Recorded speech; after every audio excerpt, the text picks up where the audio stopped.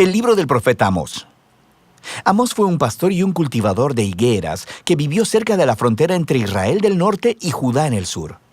El norte había obtenido su independencia unos 150 años antes, recuerda Primera de Reyes capítulo 12, y estaba siendo gobernado por Jeroboam II, un exitoso líder militar.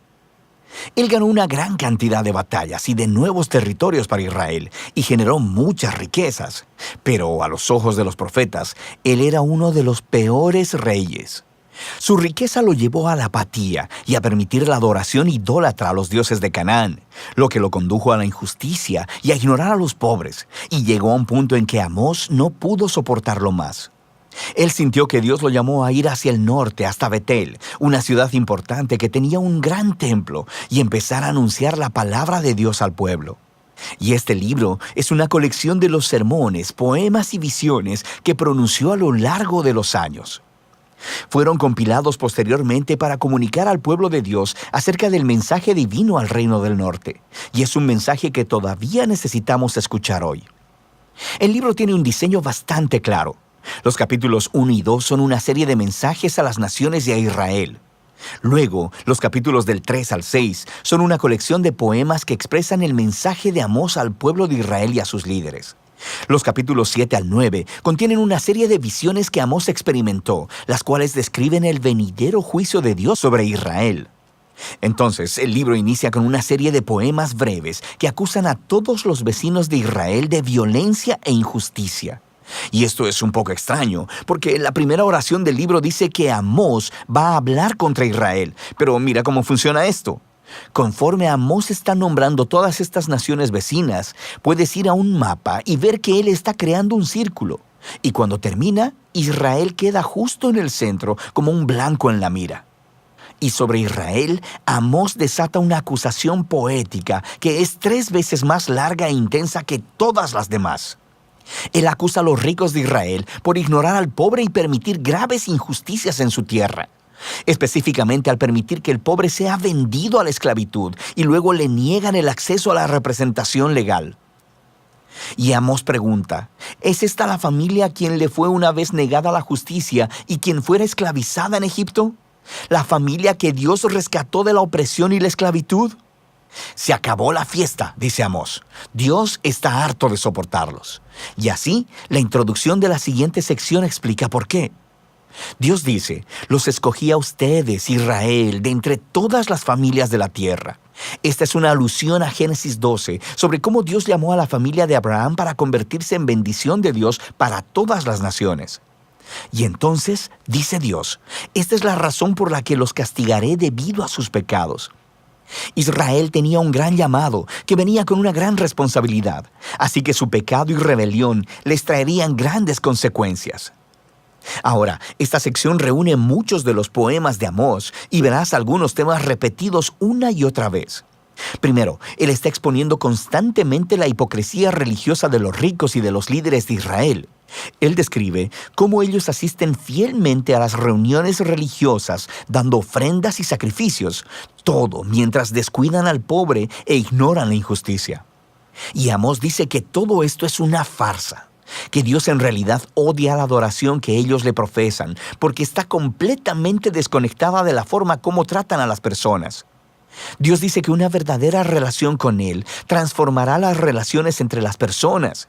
Y así, el llamado de Amós a la verdadera adoración es el permitir que el juicio fluya como las aguas y la justicia como una corriente inagotable. Ahora, estas 2 palabras son muy importantes para Amós y de hecho para todos los profetas. La justicia, en hebreo sedaká, se refiere al estándar de rectitud, a las relaciones equitativas entre las personas sin importar sus diferencias sociales. Y juicio, en hebreo mishpat, se refiere a acciones concretas que tomas para corregir la injusticia y crear justicia. Así que ambas deben permear la vida del pueblo del pacto de Dios como un río turbulento llena un cauce seco. El siguiente tema es la repetida acusación de Amós de la idolatría de Israel. Recuerda, cuando el reino del norte se separó del reino de Judá, su rey construyó 2 nuevos templos para competir con el de Salomón en Jerusalén y colocó un becerro de oro en cada uno. Recuerda Primera de Reyes capítulo 12. A partir de entonces, Israel no hizo más que acumular más ídolos, adorando a los dioses del sexo, el clima y la guerra. Y en la perspectiva del profeta, la adoración a estos dioses siempre llevaba a la injusticia, porque estos dioses no requerían el mismo grado de justicia y rectitud que el Dios de Israel, sin mencionar que estos dioses eran ellos mismos inmorales, pero no el Dios de Israel. Él es diferente. Así que Él puede decirles de una vez, búsquenme para que vivan.